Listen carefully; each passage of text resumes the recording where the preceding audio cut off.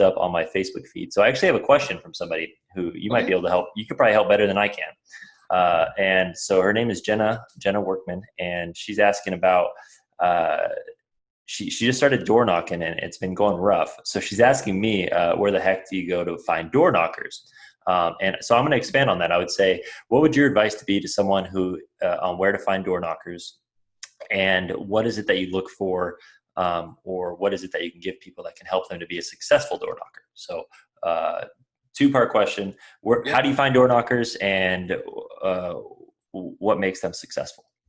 All right. So what we discovered, because we ran full canvassing crews all through the state of Colorado, that was our only lead source, from 2015 until this COVID hit. But what my advice, number one, go out and knock some doors yourself so that you get a feel of the landscape. The best advice I could give right now is when you knock on the door, there's two parts to this. Step back like 8 to 10 feet, have your mask on, be empty-handed. All right. And I discovered this knocking doors on my own. And I've actually I went knocking on Saturday just to feel what the population was feeling, see if they were open to door knocking right now. Because we're under not full quarantine. Like, I don't know what stage we're in, but we're allowed to be out right now in Colorado, right? Like I said, it's a roller coaster. It changes. Yeah. It changes every week. So Yeah. So I tried two approaches. I tried it with a flyer in my hand. I tried it with a tablet in my hand. And then I tried empty-handed. All right. Empty-handed, people do not have their walls up as quickly as if you knock on their door, step back, and you're empty-handed, open body position, and just saying, hey, how you doing? We just did this, and I was looking at your roof. And if you're empty-handed, the conversation is a lot easier to get started. And I know that a lot of canvassers walk up with some type of clipboard or information. If you can condense that onto a tablet or your phone and have it in your pocket, just so you're empty-handed at first. And then I got this advice from a guy named Cody Teal, like, when you knock or ring the doorbell and you're 10 or 15 feet back, just be looking up at their roof, man. Just be examining their roof and say, hey, did you ever take a look at this? But that's the beginning. Like, knock some doors yourself, hit like 100 doors. In those 100 doors, just be aware of what you're running into, the objections you run into, or the conversation starters, number one. Number two, to answer the second part of that question, how I found like incredible canvassers is the lawn care and landscape industry. I know a lot of solar companies or solar reps out there look at like security, the people that go door to door selling alarms, and that's a great industry too. But those guys already know about solar. They're already like feeding into solar. I truly believe like an untapped market is the landscape and lawn care industry. Those guys, dude, for them to make any money at all, they got to get like 10 or 15 appointments a day. And they're marathon runners. They're not sprinters, man. They are out for the whole day. They're usually like younger, more energetic. And I just hired two of them last week for our company, our new company here in Colorado. Uh-huh. Once you find one of them, I would spend my time finding somebody like that. Find one. Don't try to find 15. You find one. And after the interview, after we got the paperwork done for the new hire, before this new hire left, his name's Nick, he's like, hey, I have a bunch of friends that are doing lawn care right now that would love to jump into solar. I was like, hey man, let's get all their names and emails collected. Let's have a meeting. So just finding one person that will do that will lead you to many. That's the first way to do it. The second way to do it, and I'm speaking from a teacher's point of view. I've actually hired teachers for a summer job for canvassing for solar, saying, hey, you want a summertime gig? When you go back to school, you can go back to school full time. When you go back to teaching, if you want to work weekends, you can just work at your own pace.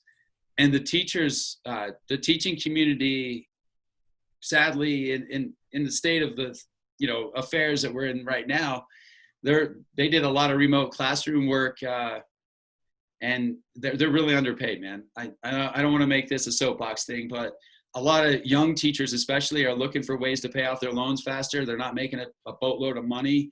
They're easily, like, they know about learning, so they're open to new ideas. They're trainable, and you got, like, the rest of the summer and then weekend gigs for them. Those are the 2 points of advice that I would give. I hope that helps. Yeah, I think it helps a lot. So let me ask you, what would your thoughts be about pest control? And so the reason I asked that is because I had someone who came to my door a couple weeks back, and they were trying to sell me pest control. And I remember, so quick thing is what you were mentioning about the clipboard and the iPad and having it in your hand and looking like a salesman. And so just so people understand what you're saying is, like, me and my wife, we saw this person walking down the street and we're like, oh no, there's a salesman in the neighborhood.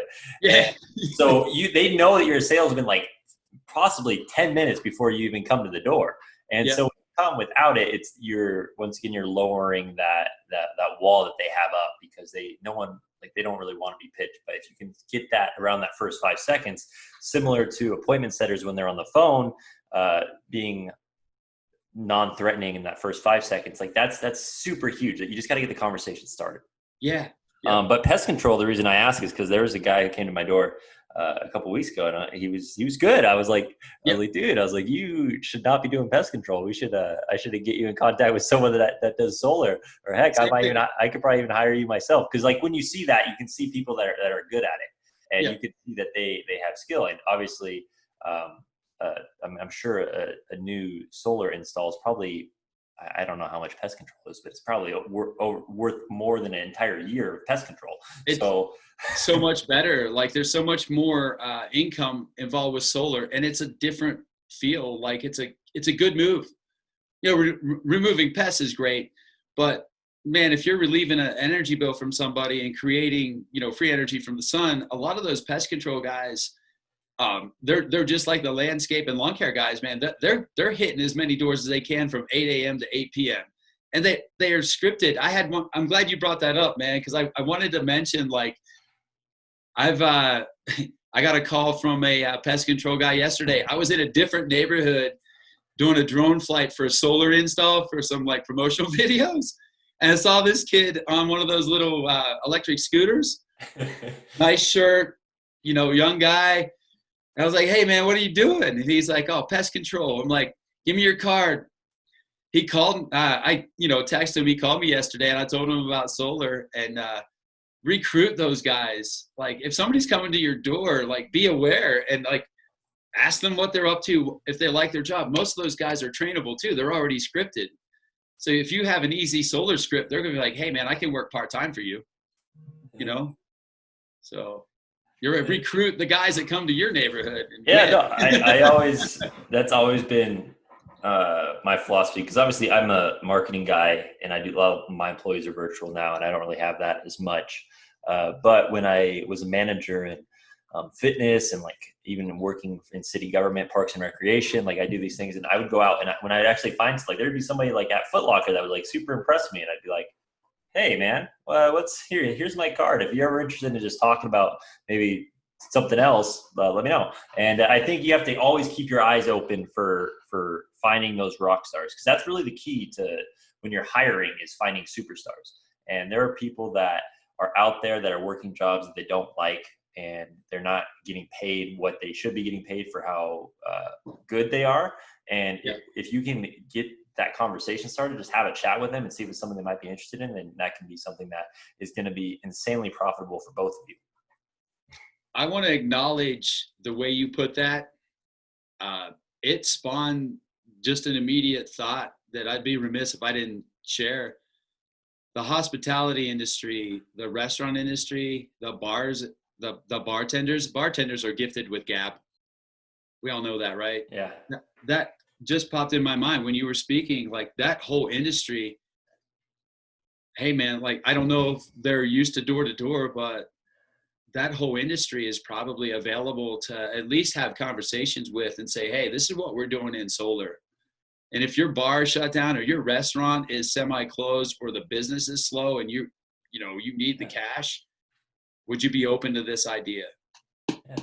Because wow, thank you for just making that happen, man. Hey, man. I mean, I think it's just important to look everywhere, because when you're talking about hiring good people, sometimes you have to go out and find people. And I forget, it was a book I read a long time ago, which was like, they would even go to like their competitor stores. They would find people that are just like, hey, you're way too good for this place. You need to come over to my place across the street. And I don't necessarily know if you have to be that far, but it's when we're talking about an industry that like solar, it's an industry that values hard work. And if you find someone that has an extremely great work ethic and they're able to just communicate, then there's a lot of potential there. And obviously we're like you mentioned earlier, our goal in this industry is there's a lot bigger impact. I mean, obviously, yeah, it's great. The money's awesome, but we're looking to hopefully help as many people as possible go solar, to help our planet as much as possible and to do our part and also have some fun with it. So I just think it's important. Hiring philosophy is always keep your mind open. And yeah, I mean, that's great. So anyone that's watching this, if you're looking for door knockers, huge, find the most popular bartender in town, ask around, say, hey, would you be interested in this? Because they could probably, if they can book, they could probably get a few hours work. They could probably make just as much as they do bartending. And for sure. So cool, man.